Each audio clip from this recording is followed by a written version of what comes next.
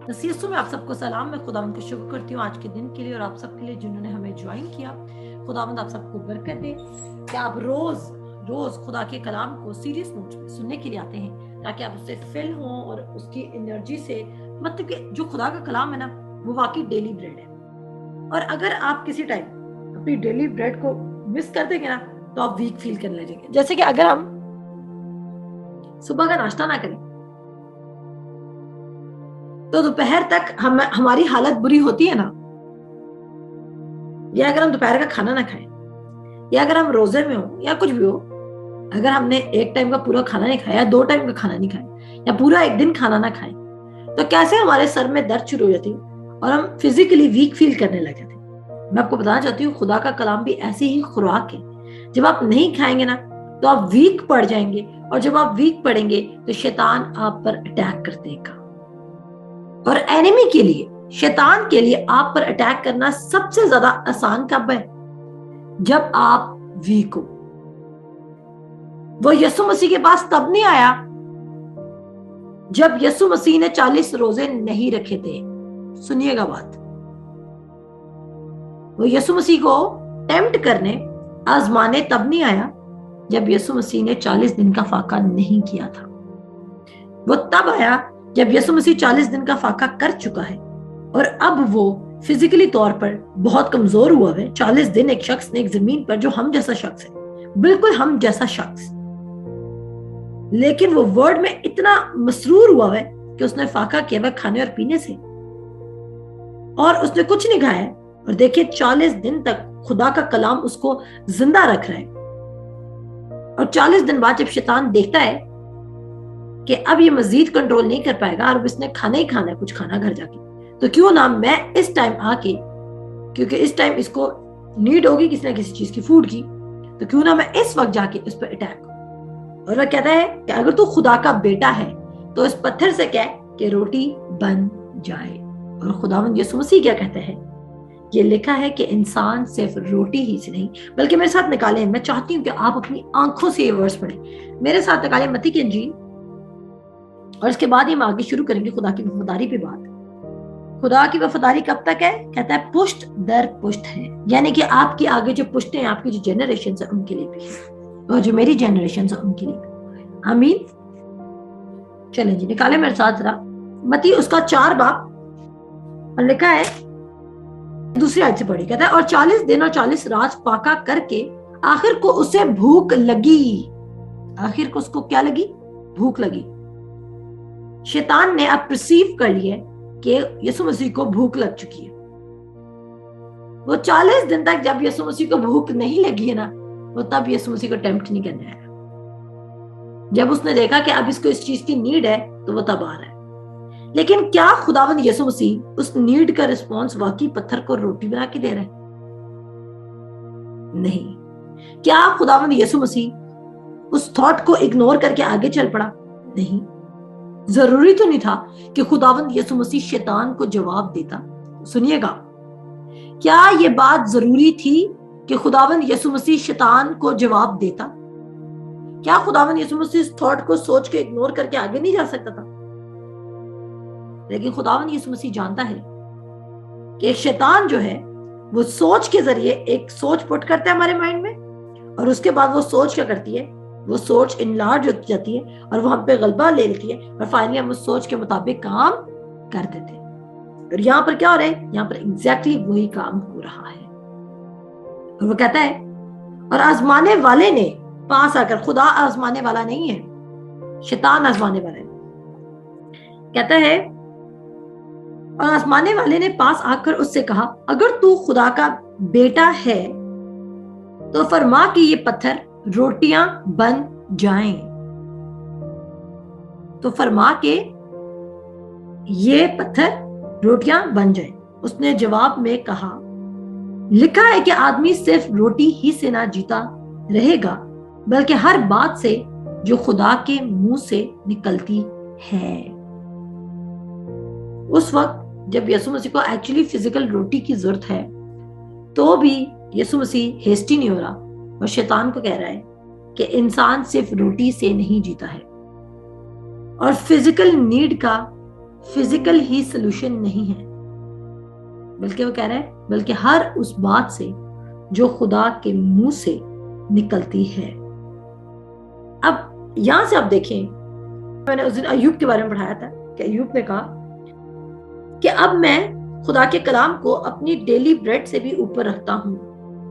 और हमने ये बात पढ़ी कि पहले बाब में जो चीजें अय्यूब की जिंदगी में थी, आखिरी बाब में वो तमाम चीजें डबल हो गई थी अय्यूब की जिंदगी में। जब आप खुदा के कलाम को अपनी डेली ब्रेड से ऊपर रखोगे, और डेली ब्रेड का मतलब एक्चुअली आपका 3 टाइम का खाना नहीं है। डेली ब्रेड का मतलब है ऐसी कोई भी चीज जो आप जरूरी समझते हैं जीने के लिए, ऐसी कोई भी चीज जो आप जरूरी समझते हैं कि आप उसको छोड़ नहीं सकते हैं। मैंने क्या कहा? ऐसी कोई भी चीज जो आप दिन में कई बार करते हैं, अगर आप उस चीज से भी ऊपर खुदा के कलाम को रखेंगे तो क्या होगा?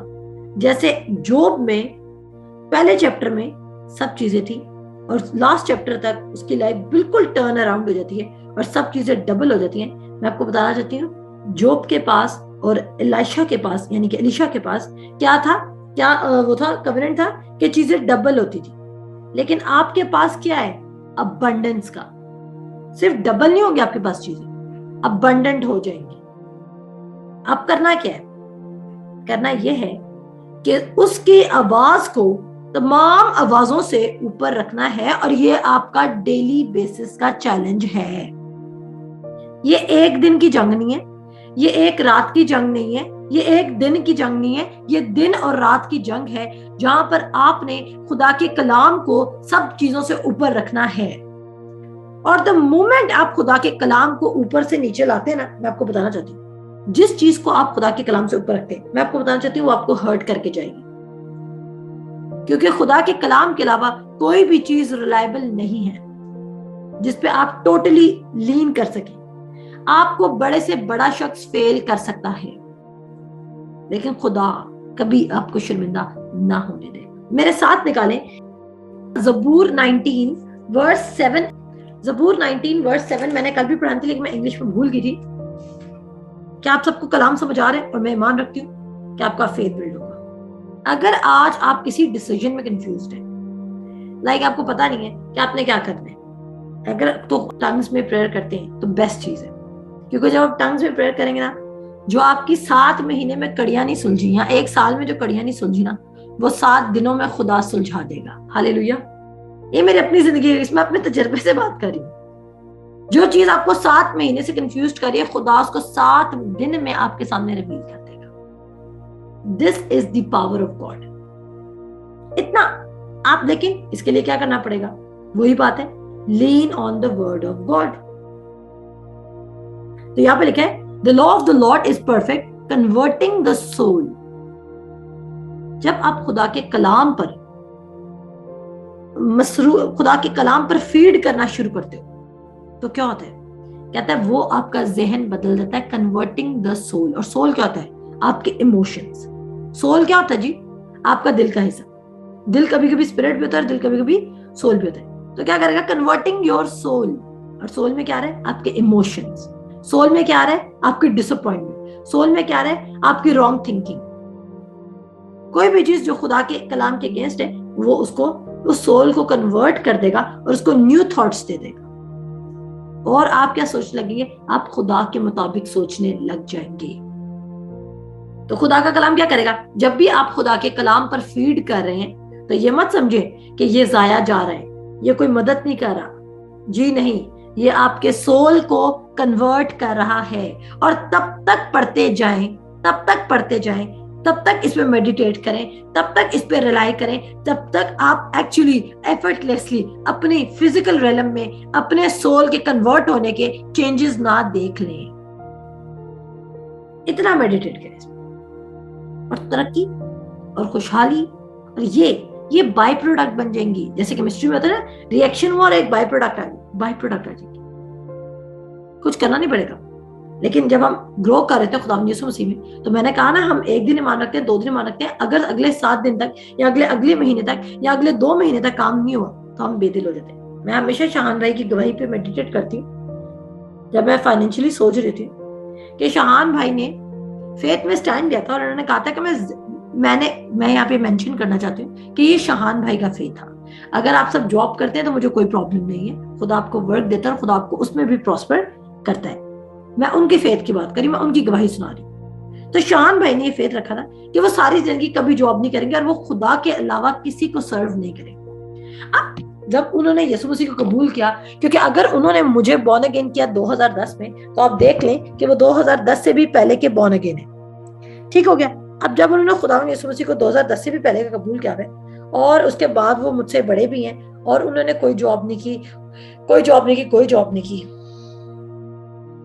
यकीनन उनकी फैमिली का प्रेशर था, उनकी मिसेस का प्रेशर था और क्या कहते हैं सोसाइटी का प्रेशर था कि वो जॉब नहीं करती हैं, ठीक है ना। और वो खुदा पर, और उस वक्त उनकी मिनिस्ट्री भी स्टैब्लिश नहीं हुई थी, वो पर्सनली लोगों को प्रीच करते थे। अब वो बेदिल नहीं हुए। आखिरकार उनकी मिसेस जो थी, मेरी सगी बहन, उनकी मिसेस, ठीक है ना, और मैं बड़े क्लोजली जानती हूँ कि वो बहुत दफा कि आपको जॉब करनी चाहिए, आपको जॉब करनी चाहिए, आपको जॉब करनी चाहिए। उनके हालात कोई खराब नहीं थे, लेकिन क्योंकि हस्बैंड की जॉब करने में और ओवरऑल किसी फैमिली सपोर्ट की एक डिफरेंट बात होती है।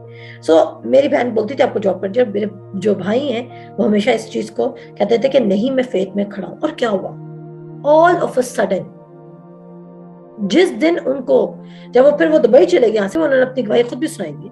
और वैसे मैं आपको रिमाइंड कराने के लिए वो दुबई चले गए, ठीक है ना। और फाइनली मैविश और शाहान भाई दोनों डिसाइड किया कि they will continue job over है। मैविश को पहले जॉब मिल गई और शाहान भाई को फिर जॉब ना मिली, और शाहान भाई फिर भी फेथ में कर दिया। शाहान भाई करना नहीं चाहते थे। और फिर उसके बाद क्या हुआ कि मैविश का बड़ा प्रेशर था और इस तरह एक डिस्प्यूट क्रिएट हो रहा था हस्बैंड और वाइफ में। और फिर क्या हुआ, फाइनली शाहान भाई ने अपनी सीवी एक जगह ड्रॉप की और शाहान भाई को जॉब की कॉल आ गई। अब जिस दिन शाहान भाई ने जॉब की कॉल आंसर की है, उसी दिन शाहान भाई को एक और कॉल आती है किसी की, और वो कहते हैं कि हम चाहते हैं कि आप पाकिस्तान जाओ और आप मिनिस्ट्री करो। और क्या होता है, आउट ऑफ नोवेयर। आप सोचें शाहान भाई के लिए वो वक्त कितना मुश्किल होगा कि क्या वो एक कॉल का बिलीव कर लें और वापस पाकिस्तान चले जाएं और मिनिस्ट्री शुरू कर दें, या जो अभी जॉब मिली है जिसकी वजह से घर में झगड़ा हो रहा है उसको कंटिन्यू करें। अब ये मुश्किल डिसीजन थी और फाइनली शाहान भाई ने डिसाइड किया कि वो वापस पाकिस्तान जाएंगे और अपनी कॉल को आंसर करेंगे। और उसमें उनको अपनी बीवी को कन्विंस भी करना पड़ा। और अभी तक कोई कंफर्मेशन नहीं थी कि जिसकी कॉल आई है उसके साथ जो मिनिस्ट्री का काम करना है और क्या नहीं करना, क्या नहीं करना, कोई क्लियर चीज नहीं थी। लेकिन उन्होंने स्टेप ऑफ फेथ उठाया और वो निकल पड़े। और क्या हुआ, वो दिन है और आज का दिन है, और मैं बिलीव करती हूँ और आने वाले कई दिन होंगे ऐसे, जब शाहान भाई के पास किसी चीज की कमी ना हुई। जब आप खुदा के कलाम पर डिपेंड करते हैं और फुली उस पर फीड करते हैं, तो मैं आपको बताना चाहती हूँ वो आपको हरगिज शर्मिंदा नहीं होने देगा। आप शर्मिंदा हो ही नहीं सकते हैं। कुछ चीजें आपको टेम्परेरी लग सकती हैं कि आपको शर्मिंदगी होगी, आपके बारे में किसी ने ये कह दिया, आपके बारे में किसी ने वो कह दिया। मैं आपको बताना चाहती हूँ कुछ अरसे बाद आप कहेंगे शुक्र है खुदावन का, हमने उस टाइम वो शर्मिंदगी उठा ली, लेकिन लॉन्ग रन में ये चीज खराब थी और खुदा ने हमें बचाया था उस वक्त। लेकिन उस वक्त हम इमोशनल थे और हमें नजर नहीं आया था। और खुदा आपको सरफराज करेगा। और खुदा आपको क्या करेगा, वर्ड उसका क्या करेगा, विल कन्वर्ट योर सोल। खुदा का कलाम आपके जहन को तब्दील करता जाएगा। तो जब मुझे कोई कहता है कि खुदा उनसे बोल नहीं रहा, मैं उनको स्ट्रेट फॉरवर्ड, अगर कभी कभी मैं स्ट्रेट फॉरवर्ड कह भी देती हूँ, और कभी अगर मैं हालात या किसी मजबूरी की वजह से स्ट्रेट फॉरवर्ड ना भी कह सकूं, तो मेरे दिल में जरूर बात आती है कि खुदा, कि मैं ये कैसे मान लूं कि खुदा नहीं बोल रहा, क्योंकि उसके कलाम में लिखा है कि जब आप खुदा को पुकारेंगे तो वो आपको जवाब देगा। अब क्या खुदा झूठ बोल रहे हैं? खुदा झूठ नहीं बोलता, वो इंसान नहीं है। खुदा के साथ कुछ मुश्किल नहीं है। खुदा ने आपसे बात करी, खुदा दीवार पे लिख सकता है, खुदा किसी परिंदे को गा सकता है, खुदा गधे से बुलवा सकता है, कुछ भी कर सकता है। ताकि उसका रिटन वर्ड आपको दिया गया है ताकि आप उसकी इंस्ट्रक्शंस लें। और मेरे साथ निकालें इब्रानियों उसका 10 बाब उसकी 19 से 23 आयत। मैंने क्या कहा था कि आज से आपकी जिंदगी के वो दिन शुरू हो चुके हैं जहां पर आप किसी डिस्ट्रैक्शन को अलाउ नहीं करेंगे। आज से दिसंबर तक आप अपने इस वर्ड्स पे खड़े होंगे कि जो खुदा का कलाम है वो परफेक्ट है और वो मेरे सोल को कन्वर्ट करेगा। और इन 3 महीनों में आप कोई प्लानिंग और कोई स्कीमिंग नहीं करेंगे, बल्कि यू विल अलाउ, जैसे मैंने कल आपको क्या पढ़ाया था कि यूसुफ ने कोई प्लानिंग नहीं की, खुदा ने सिर्फ उसको ख्वाब दिखाए थे। और ख्वाब क्या पता उसको कैसे इतनी एश्योरेंस थी कि ये ख्वाब खुदा की तरफ से है या नहीं है। कोई कलाम में तो नहीं लिखा था ना, ऐ यूसुफ तू मिस्र में जाएगा और जब तू मिस्र में जाएगा तुझे पोतीफर जेल में फेंकवा देगा, फिर तुझे फिरौन बादशाह निकालेगा, फिर तू ऊपर आएगा और फिर तुझे पैसे मिलेंगे। कुछ ऐसा नहीं लिखा था मेरे अजीजों, सिर्फ उसको ख्वाब आया था और वो उसने अपने बहन भाइयों से शेयर कर दिया और वो उसके लिए अजाब बन गया। और उसको क्या कहते हैं, वो गड़े में फेंक देते हैं, गड़े से वो बेचा जाता है। फिर वो जो इस्माइली खरीदते हैं, फिर वो उसको आगे पोतीफर के पास भेज देते हैं। पोतीफर उसको अपने घर का हुक्मरान बना देता है, लेकिन पोतीफर की बीवी उस पर इल्जाम लगा देती है, वो नीचे फेंकवा दिया जाता है। और फेंकवाने के बाद जब वो 2 साल बाद ऊपर आता है, 2 साल बाद वो फिरौन के ख्वाब का मतलब बताता है। और जब वो ख्वाब का मतलब बताता है तो वो इतने विजडम से बताता है कि फिरौन उसका फैन बन जाता है। और फिरौन कहता है कि जिस विजडम से तूने इस ख्वाब को बताया, तेरे अलावा तो कोई इस पूरे मुल्क में नहीं है जो मेरे ख्वाब का मतलब बता सके, क्योंकि वो बहुत सारे लोगों को ट्राई कर चुके थे। और फिर वो उसी प्रोजेक्ट के लिए यूसुफ को कमांड दे देते हैं कि तू इसका हेड होगा। और उसके बाद जब यूसुफ हेड होता है तो 7 साल यूसुफ को खुराक जमा करता है और अगले 7 साल वो डिस्ट्रीब्यूट करता है। और फिर उसके भाई इसको देखते हैं और फिर उसके भाई इसको सजदा करते हैं। लेकिन क्या यूसुफ ने उस ख्वाब को पूरा करने के लिए खुद से कोई प्लानिंग की? क्या यूसुफ ने कहा कि मैं पोतीफर के घर से या फिरौन के महल से भागकर अपने बहन भाइयों को कुछ बन के दिखाऊंगा, सेल्फ मेड मिलियनियर? मुझे बहुत ज्यादा इतराज होता है उन लोगों से जो कहते हैं हम सेल्फ मेड हैं। ओ कम ऑन, अगर खुदा ही घर ना बनाए तो बनाने वाले की मेहनत अब से है। अगर खुदा ही शहर की हिफाजत ना करे तो नेगबान का जागना अब से है। अब कैसे ये कह सकते हैं कि आप जो भी हैं आप खुद से हैं, अगर उसका फजल और उसका रहम ना हो। और सुनिएगा, पहले निकाले इब्रानियों का 10 बाब और यहाँ पर हम पढ़ेंगे 19 आयत से। और यहाँ पर कुछ इस तरह लिखा है, बस ए भाइयों, चूंकि हमें यीशु के खून के सबब से उस नई और जिंदा और राह से पाक मकान में दाखिल होने की दिलेरी है जो उसने पर्दा यानी अपने जिस्म में से होकर हमारे वास्ते मखसूस की है। और चूंकि हमारा ऐसा बड़ा काहिन है जो खुदा के घर का मुख्तार है, तो आओ हम सच्चे दिल और पूरे ईमान के साथ और पूरे दिल के इल्जाम को दूर करने के लिए दिलों पर छींटे लेकर और बदन को साफ पानी से धुलवा कर खुदा के पास चलें और अपनी उम्मीद के इकरार को मजबूती से थामे रहें, क्योंकि जिसने वादा किया है वो सच्चा है। अब यहाँ पे आपको समझ नहीं आई होगी, लेकिन अब मैं आपको समझाती हूँ। उसने बोला हमारा एक ऐसा सरदार काहिन है जिसने पर्दे को चीर के क्रॉस कर लिया है और वो खुदा के हुजूर परफेक्ट ठहरा है। और ये उसने पुराने अहद से रिलेट किया है कि पुराने अहद में सिर्फ सरदार काहिन जो होता था, हेड प्रीस्ट होता था, हाई प्रीस्ट होता था, सिर्फ वो अंदर जा सकता था और वो सिर्फ कुर्बानी चढ़ाता था। कहता तो जो हमारा हाई प्रीस्ट है उसने कुर्बानी चढ़ा दी है और अब खुदा हमें नहीं देख रहा बल्कि हमारे हाई प्रीस्ट को देख रहा है। और हमारा दिल क्या होना चाहिए? दिलेर होना चाहिए कि अब हम पर कोई सजा नहीं, कोई गुनाहों की मजबूरी नहीं, हम पर कुछ भी नहीं है और हमें कोई भी चीज खुदा की मोहब्बत से आप जुदा नहीं कर सकते, क्योंकि हमारे पास बोल्डनेस है, क्योंकि हम अपनी परफॉर्मेंस की वजह से, अपने कामों की वजह से खुदा की तरफ नहीं जा रहे, या अपने कामों, अच्छे कामों की वजह से, हमारे अच्छे कामों की वजह से खुदा हमें नहीं चुन रहा, बल्कि खुदा किसको देख रहा है? खुदा अपने बेटे जो उसने हाई प्रीस्ट बनाया है उसको देख रहा है। खुदा किसको देख रहा है? अपने बेटे को देख रहा है। और फिर कहता है और अपनी उम्मीद के इकरार को मजबूती से थामे रहें, क्योंकि जिसने वादा किया है वो सच्चा है। सुनिएगा, जिसने ज़बूर 91 में आपसे वादा किया वो सच्चा है। जिसने ज़बूर 23 में आपसे वादा किया वो सच्चा है। जिसने ज़बूर 121 में आपसे वादा किया वो सच्चा है। जिसने ज़बूर 127 में वादा किया वो सच्चा है। जिसने इब्राहिम को कहा तेरे वसीला से जमीन की हर कौम बरकत पाएगी वो सच्चा है। जिसने कहा कि तू खेत में भी मुबारक होगा और बाहर भी मुबारक होगा वो सच्चा है। जिसने कहा कि मैं तुझे उम्र की दराजी से आसूदा करूंगा, वो सच्चा है। जिसने कहा मैं तेरी यूथ को रिन्यू करूंगा, वो सच्चा है। जिसने कहा कि मैं तेरी तमाम जरूरतों को अपने एहतियात से रफा करूंगा, वो सच्चा है। जिसने कहा मैं तुझे हरगिज ना छोड़ूंगा, वो सच्चा है।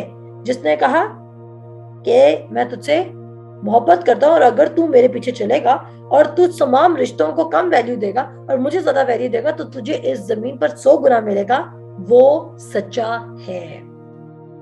और उसके बाद वो कहता है सच्चा है और मोहब्बत और नेक कामों की तरगीब देने के लिए एक दूसरे का लिहाज रखें और एक दूसरे के साथ जमा होने से बाज ना आए जैसा बाज लोगों का दस्तूर है, बल्कि एक दूसरे को नसीहत करें और जिस कदर उस दिन के नजदीक होते हैं देखते हैं उसी कदर ज्यादा किया करो। अच्छा, ये हमारे मतलब हमारी ऑफ टॉपिक बात चल जाएगी, लेकिन पॉइंट क्या है जी कि जिसने वादा किया है वो सच्चा है।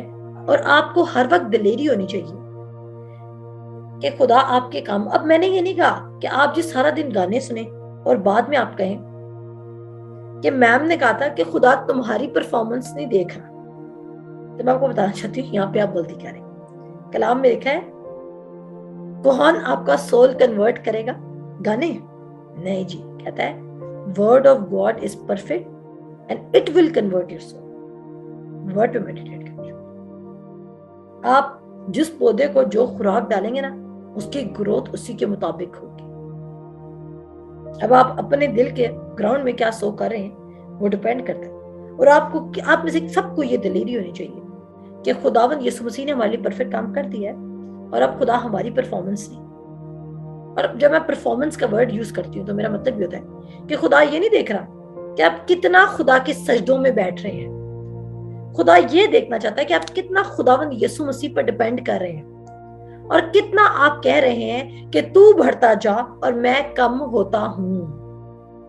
ये बात समझाइए, आप कितना क्या कह रहे हैं? तू बढ़ता जा और मैं कम होता हूं। कितना आप अपना सोल को कन्वर्ट कर रहे हैं? बता दिया मैंने आप लोगों को, खुदा आप लोगों को इवैल्यूएट नहीं कर रहा आपकी परफॉर्मेंस की बेसिस पे।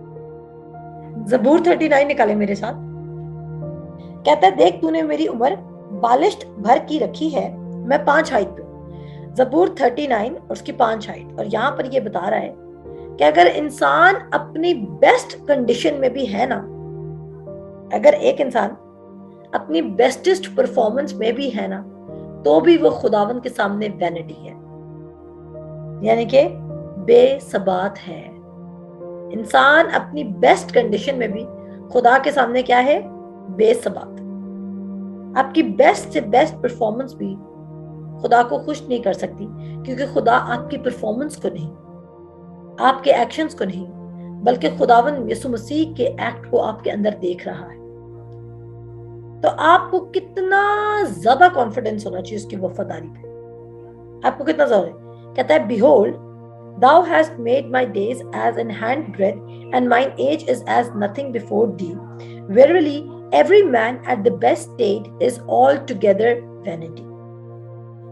सुन लीजिएगा, कहता है every man at his best state. Every man at his best state is क्या है? Altogether vanity. So आप कैसे बिलीव कर सकते हैं कि आपकी परफॉर्मेंस चीजों को चेंज कर सकती है? आपकी परफॉर्मेंस चीजों को चेंज नहीं करेगी। आपकी खुदा के कलाम पर डिपेंडेबिलिटी चीजों को चेंज करेगी।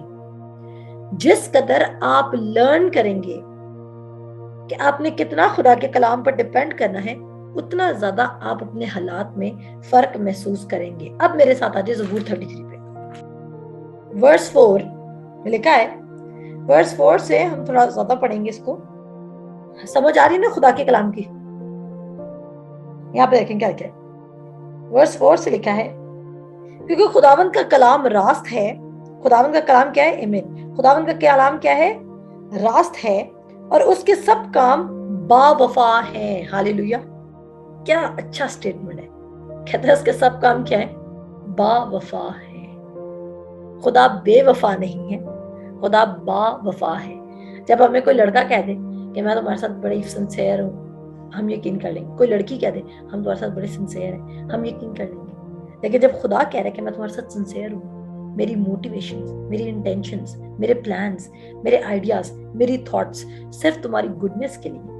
तो वाई वी स्ट्रगल, हम क्यों स्ट्रगल करते हैं इस चीज में कि खुदा पता नहीं हमारे साथ अच्छा होगा ये नहीं होगा। हम क्यों नहीं पीस में रहते हर वक्त इस बात के कि उसकी गुडनेस और मर्सी शेल फॉलो मी, हमेशा मेरे साथ रहेंगे। हम ये इस बात का क्यों नहीं मान रखते कि यकीनन भलाई और रहमत उम्र भर हमारे साथ रहेगी। हमारे लिए ये चीज यकीन करना क्यों मुश्किल है? हमारे लिए ये चीज यकीन करना इसलिए मुश्किल है क्योंकि हम खुदा के अल्फाजों को वैल्यू नहीं देते। और आपको पता है खुदा ने अपने बारे में क्या कहा है? खुदा ने कहा मैं तो अपने वर्ड को भी, अपने नाम से ज्यादा भी अपने वर्ड को वैल्यू देता हूँ। और इवन खुदा उस वर्स में जो ज़बूर में लिखा है कि मैं अपने नाम से ज्यादा अपने कलाम को इज्जत देता हूँ, अजीम समझता हूँ, उसमें खुदा हमें ये बताना चाह रहा है कि इवन मैं भी अपने वर्ड पर जो मैं एक दफा कर देता हूँ उस पर डिपेंड करता हूँ। इवन खुदा भी अपने नाम पर नहीं, खुदा अपने नाम से काम नहीं करता, खुदा अपने कलाम से काम करता है। ज़बूर 107 उसकी 20 आयत में क्या लिखा है? कहता है उसने कलाम भेद नाजिल करके उनको शिफा बख्शी।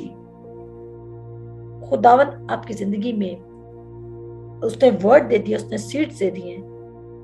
अब एक शख्स के पास बहुत बड़ा ग्राउंड है,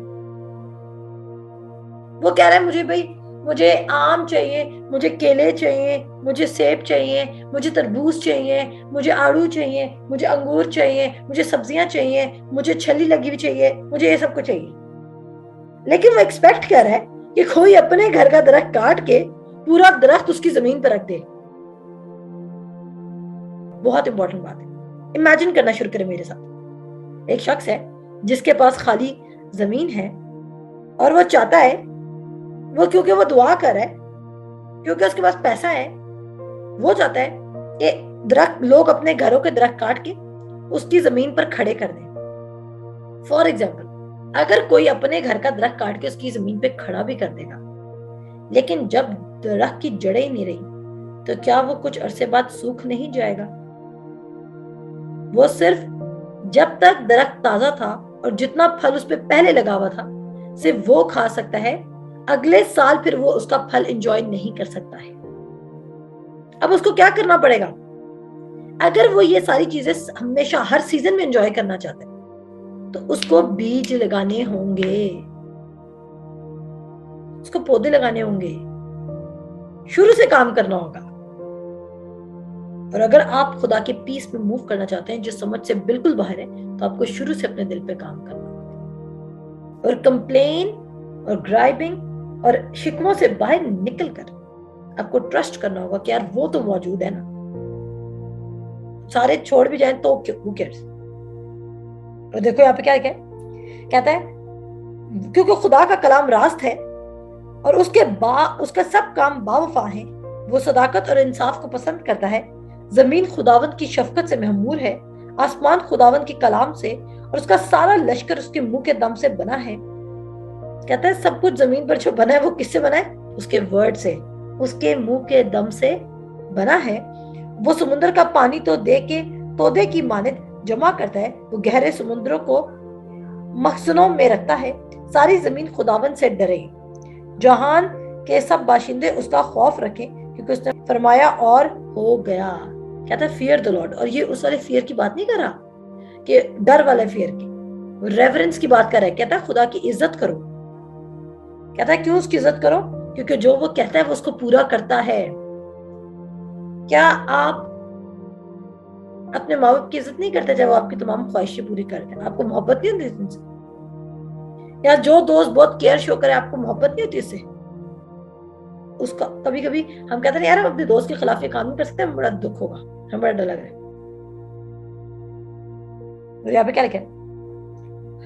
फिर कहता है सारी जमीन खुदावंद से डरे, जहाँ के सब बाशिंदे उसका खौफ रखें, क्योंकि उसने फरमाया हो गया, उसने हुक्म दिया और वाकया हुआ। ये वर्स अंडरलाइन कर लीजिए। कहता है उसने हुक्म दिया और वाकया हो गया। जब खुदा ने कह दिया कि मैं तुझे सरफराज करूंगा तो ये हो गया है। मत डिपेंड करें अपनी जॉब पे, किसी जॉब आपको सरफराज करेगी। कहता है इंसान अपनी बेस्ट स्टेट में भी खुदा के सामने वैनिटी है, बेसबात। जो कभी भी जा सकते हैं। क्या कहता है, उसने हुक्म दिया और वाकया हुआ, खुदावंद कौमों की मशवरत को बातिल कर देता है, वो उम्मतों के मंसूबों को नाचीज बना देता है। अगर आपके अगेंस्ट कौमें भी खड़ी हो जाए, खुदा आप एक भी होंगे ना, खुदा आपको वहां से छुड़ा लेगा। इसकी एग्जांपल हम लूत से भी ले सकते हैं। खुदा ने पूरे सदोम और गमोरा को तबाह करना था, लेकिन एक लूत को बचाता, खुदा बचा के लाया कि नहीं लाया? इवन तब तक खुदा ने आफत नहीं भेजी थी किस्म की, तबाह नहीं करना शुरू किया था, जब तक कि लूत सिक्योरली, और टाइम आ गया था, और फिर फरिश्ते को उसका जबरदस्ती हाथ पकड़ के उनको शहर से बाहर निकालना पड़ा। सुनिए, टाइम हो चुका था कि खुदा की जजमेंट आए सोडम और गमोरा पे, और फरिश्ते ने क्या किया? जबरदस्ती लूत का हाथ पकड़कर, उसकी फैमिली का हाथ पकड़कर उनको बाहर निकाल दिया, जबरदस्ती। सब कहते हैं खुदा जालिम खुदा था। क्या खुदा जालिम खुदा था? क्या ये उसकी मोहब्बत नहीं थी? अब सुनिएगा, खुदावन की मसलहत अब्बद तक कायम रहेगी और उसके दिल के ख्याल नस्ल दर नस्ल। मुबारक है वो कौम जिसका खुदा खुदावंद है। आपका खुदा खुदावंद है ना, आप लोग मुबारक लोग हैं, आप लोग वैसे ही ब्लेस्ड हैं, क्योंकि आपने खुदा को अपना खुदावंद बना लिया।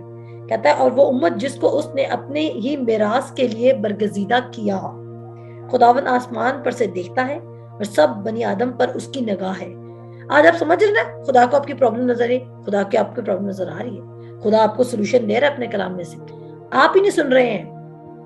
मसला खुदा के अंदर नहीं है, मसला आपके सुनने में है। आप चाहते हैं कि लगे लगाए दरख्त आपको मिल जाए, और फिर वो कहता है, सब बनी आदम उस पर नगाह है, अपनी सुकूनत गाह से वो जमीन के सब बाशिंदों को देखता है। अच्छा, एक बात सुने, कहता है वो अपनी सुकूनत गाह से सब जमीन के बाशिंदों को देखता है। इसका क्या मतलब है? क्या वो जालिम खुदा है? खुद तो सुकून में बैठा है और हमें मुसीबत में देख के भी नहीं छुड़ाने आता। कहता है जो हक ताला के पर्दा में रहता है वो कादिर मुतली के साए में सुकूनत करेगा। अगर खुदा की सुकूनत में आराम है तो इसका मतलब है डेफिनेटली वो आराम उसने हमारे लिए भी तैयार किया है। और लोग समझते हैं ये आराम हमें सिर्फ मौत के बाद ही मिल सकता है, क्योंकि उन्होंने 9वीं और 10वीं में, 9th और 10th में बहादुर शाह की गजलें पढ़ी होती हैं, और वो समझते हैं कि आराम सिर्फ मौत के बाद ही आना है, जबकि ये फॉल्स है। जब आप खुदावंद यीशु मसीह में हैं तो आराम आपका उस दिन से शुरू हो जाता है जिस दिन आप खुदावंद यीशु मसीह को कबूल कर लेते हैं। और वो कहता है वही है जो उनके सब दिलों को बनाता है और उनके सब कामों का ख्याल रखता है। किसी बादशाह को फौज की कसरत ना बचाएगी। सुन लीजिए, कहता है किसी बादशाह को फौज की कसरत ना बचाएगी। एक बादशाह भी हो ना और उसके पास लाखों लाख फौजें भी हो, कहता है उसको उसकी जो स्ट्रेंथ है वो नहीं बचाएगी। और किसी जबरदस्त आदमी को होता है स्ट्रॉन्ग मैन, जो फाइनेंशियली स्ट्रॉन्ग है, फिजिकली स्ट्रॉन्ग है, या किसी तरह से भी मजबूत शख्स है, कहता है, और किसी जबरदस्त आदमी को उसकी बड़ी ताकत रिहाई ना देगी। आप क्यों घबरा जाते हैं जब कलाम कह रहा है कि एक बादशाह को उसकी बड़ी फौजें भी नहीं बचा सकती, कसरत की फौजें भी नहीं बचा सकती, और कहता है एक जबरदस्त शख्स को उसकी बड़ी ताकत भी रिहाई नहीं दे सकती। कहता है बच निकलने के लिए घोड़ा बेकार है। हालेलुया। कह रहा है इवन जब प्रॉब्लम है ना तो आप अपने घोड़े पे, यानी कि वो उस टाइम की लैंग्वेज को यूज कर रहा है। पुराने अहद में घोड़े होना, ऊंट होना, रथ होना, जमीन होना, ये मजबूत इंसान की अलामत होती थी। जिनको घोड़ों पे सवारी करनी आती थी और वो घोड़ों के थ्रू जंग करनी आती थी तो वो मजबूत वॉरियर्स समझे जाते थे। कहता है बचने के लिए घोड़ा बेकार है। कहता तुम्हारे पास ये सब स्किल्स भी हो सकते हैं, तुम्हारे पास ये सारी चीजें भी हो सकती हैं, तुम्हारा बैंक अकाउंट फुल भी हो सकता है, आप अपनी आज की 21st सेंचुरी में सब चीजें ढाल लें। कहता तुम्हारे पास ये सब कुछ हो सकता है, लेकिन ये सब चीजें क्या है? वैनिटी, बेकार। फिर कहता है और वो अपने शाजोरी से किसी को ना बचाएगा। देखो खुदावंद की निगाह उन पर है जो उससे डरते हैं, जो उसकी शफकत के उम्मीदवार हैं, ताकि उनकी जान मौत से बचाए और कहत में उनको जीता रखे। हालेलुया। यार अभी तो आप रोटी भी खा रहे हैं 3 टाइम की और अभी भी आप खुदा पे डाउट करते हैं। खुदा कह रहा है मैं तो तुम्हें कहत में भी अगर तुम सिर्फ वही दो ना जो मुझसे डरते हो और मुझ पर ईमान रखते हो, मैं तुम्हें जीता रखूंगा। और इसकी एग्जाम्पल क्या मिलती है? सारपत की बेवा। बाकी सब भूखे लेकिन सारपत की बेवा खुदा पर उम्मीद रखती है, एलिया को अपनी रोटी दे देती है। और क्या होता है? कहता है तब तक बहुत दिन तक उसके आटे का बर्तन, उसकी तेल की कुप्पी खाली नहीं होती। खुदा कहत में भी आपको जीता रखेगा। इतने हालात तो आप में से किसी की खराब नहीं। अगर आप आज अपने अच्छे दिनों में ईमान रखना नहीं सीख रहे ना, तो बुरे दिनों में तो प्रेशर भी होता है, फिर तो ईमान रखना और ही मुश्किल हो जाता है। और फिर वो कहता है और कहत में उनको जीता रखेगा। हमारी जान को खुदावंद की आस है, वो ही हमारी कुम्मत और हमारी सिपर है। हमारा दिल उसमें शादमान रहेगा क्योंकि हमने उसके पाक नाम पर तवक्कुल किया है। ऐ खुदावन, जैसी तुझ पर हमारी आस है वैसे ही तेरी रहमत हम पर हो। और ये तो आगे थोड़ा ओल्ड कवेनेंट मिक्स हो जाता है। अब आपने देख लिया खुदा ने आपके लिए, मेरे साथ निकालें कुलसी उसका 3 बाब उसकी 15 आयत। मैं इस पे बात खत्म करूंगी। तैयार हो जाए सब चीजें रिसीव करने के लिए, तैयार हो जाए जिंदगी में से हर डिस्ट्रैक्शन को खत्म करने के लिए, तैयार हो जाए और शक निकाल दें और ये सोचना छोड़ बंद कर दें कि अगर हमने खुदा पर रिलाई कर दिया, अगर आप खुदा पर डिपेंड नहीं करते ना फुली, तो आप स्टेप आउट नहीं कर सकते फेथ में। आप ईमान का स्टेप नहीं उठा सकते अगर आप खुदाबंद पर टोटल तवक्कुल नहीं करते हैं। यहाँ पर लिखा है, मेरा दिल तो बहुत खुश है कि यार वाकई अगर घोड़ा भी बचने के लिए बेकार है और बादशाह की कसरत की फौजें भी और जबरदस्त का तमाम जोर भी, तो क्यों ना फिर खुदावंद पर ही तवक्कुल करें। और अगर खुदावंद कह रहा है कि ये चीजें भी छुड़ा नहीं सकती तुम्हें मुसीबत के दिन, तो हम कैसे खुदा के खिलाफ खड़े हो सकते हैं या इस पे शक कर सकते हैं। और यहाँ पर लिखा है जी, और मसीह का इत्मीनान, किसका इत्मीनान जी? मसीह का इत्मीनान। और मसीह का इत्मीनान जिसके लिए तुम एक बदन होकर बुलाए भी गए हो, तुम्हारे दिलों पर हुकूमत करे और तुम शुक्रगुजार रहो। और आपको पता है यहाँ पे लिखा है ना, और मसीह का इत्मीनान जिसके लिए तुम बुलाए गए हो वो तुम पर हुकूमत करे। यहाँ पे जो हुकूमत का वर्ड है ना, वो इंग्लिश में रूल है, और रूल के जो एक्चुअली ग्रीक कॉन्टेक्स्ट में वो जो वर्ड यूज किया गया ना, वो ये है कि एम्पायर करे। एक एम्पायर क्या करता है जब मैच चल रहा होता है? एम्पायर बताता है ना कि तुम्हारी डिसीजन ठीक है या नहीं ठीक, ऐसे ही है ना। एम्पायर गाइड कह रहा हो तुम्हें, कहता है इसी तरह जो खुदा का इत्मीनान है वो तुम्हारी डिसीजंस को एम्पायर करे, वो तुम्हारी डिसीजंस को डिसाइड करे, ना कि पैसे का फ्लो, ना कि कोई और बेनिफिट का फैक्टर। मेरी बात समझ आ रही है सबको? कहता है तुम्हारी डिसीजन इस बात पर डिपेंड ना करे कि किस जगह ज्यादा पैसा है। कहता है तुम्हारी डिसीजन इस बात पर डिपेंड ना करे कि किस जगह ज्यादा फायदा मिल सकता है या कौन सी चीज मेरे हक में जा सकती है। क्योंकि कैसे आप अपनी अकल से डिसाइड कर सकते हैं, अपनी छोटी सी अकल से? आपको तो यह भी नहीं पता कि कल दोपहर को आप इस जमीन पर है या नहीं है। एक बात करनी ना, वो तो हम खुदा के वादे पे खड़े थे ना ईमान से कि वो हमें उम्र की दराजी से आसूदा करेगा, ऐसा ही है। वैसे तो हम ईमान पे खड़े थे, तो कैसे आप सोच सकते हैं जो कल का दिन जो आपने देखा ही नहीं, आप कैसे डिसाइड कर सकते हैं अपने लिए कुछ? कहता है और तुम्हारी डिसीजंस कैसी हो? कहता है रूल इन योर हार्ट। खुदा के पीस से तुम्हें गाइडलाइंस मिले, खुदा के पीस को फॉलो करो तुम, ना के किसी चीज, ना के बादशाह की फौजों की कसरत को, ना कि किसी जोर आवर के बाजू को, ना कि किसी घोड़े पर। और इस मॉडर्न वर्ल्ड में अपने बैंक अकाउंट पे ट्रस्ट ना करें ज्यादा, अपनी जॉब पे ज्यादा ट्रस्ट ना करें, अपने बॉस पे ज्यादा ट्रस्ट ना करें।